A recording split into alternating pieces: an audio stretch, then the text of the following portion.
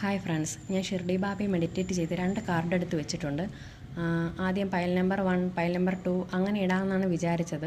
പക്ഷേ എടുത്തപ്പോൾ 2 കാർഡും തമ്മിൽ കണക്റ്റഡ് ആണെന്ന് തോന്നി. പിന്നെ ഒത്തിരി പേർക്ക് റെസണേറ്റ് ആകണം എന്ന് വിചാരിച്ച് പ്രാർത്ഥിച്ചാണ് എടുത്തത്. അതുകൊണ്ട് എന്തായാലും ഇത് റെസണേറ്റ് ആകുന്ന ആരെങ്കിലുമൊക്കെ കാണും. അപ്പോൾ ഈ 2 കാർഡും അവർക്കുള്ളതാണ്. ഫസ്റ്റ് കാർഡ് വന്നത് ഡെത്ത് കാർഡാണ് വന്നത്. ഡെത്ത് കാർഡ് വന്നെന്ന് വിചാരിച്ച് മരണം തന്നെ ആകണമെന്നില്ല.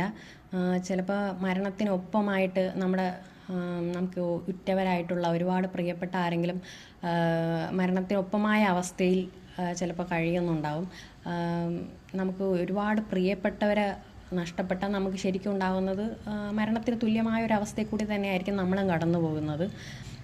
അപ്പോൾ ബാബ ഇതിനകത്ത് പറയുന്നുണ്ട്, ബാബ ഡെത്ത് എന്ന് പറയുന്നത് ഒഴിവാക്കാൻ പറ്റാത്ത ഒരു സത്യമാണ്. അപ്പോൾ ചില സമയത്ത് നമ്മളത് അംഗീകരിച്ചേ മതിയാവും.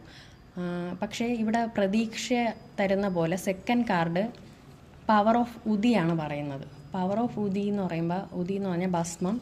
അപ്പോൾ ശിവൻകോവിൽ അങ്ങനെ ആരെങ്കിലും വിഷമം അനുഭവിക്കുന്നുണ്ടെങ്കിൽ ശിവൻകോവിലിൽ നിന്ന് പ്രാർത്ഥിച്ച് അവർക്ക് വഴിപാടോ എന്തെങ്കിലും കഴിപ്പിച്ച് ഭസ്മം എടുത്ത് ഇട്ട് കൊടുത്ത് അവരുടെ ആ വേദനയ്ക്ക് എന്ത് തന്നെയാണെങ്കിലും അവരുടെ ആ വേദനയ്ക്കൊരു ശമനം ഉണ്ടാകും.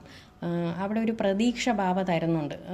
ശക്തമായ വിശ്വാസത്തിലൂടെ ആ ഡെത്തിൻ്റെ വേദന മറികടന്ന് വരാൻ പറ്റും എന്നുള്ളൊരു പ്രതീക്ഷ ബാബ തരുന്നുണ്ട്. അപ്പോൾ ഇത് റെസണേറ്റ് ആകുന്ന ആരോ ഉണ്ടെന്ന് ഞാൻ വിശ്വസിക്കുന്നു. ചിലപ്പോൾ അത് ഒരാളാകാം.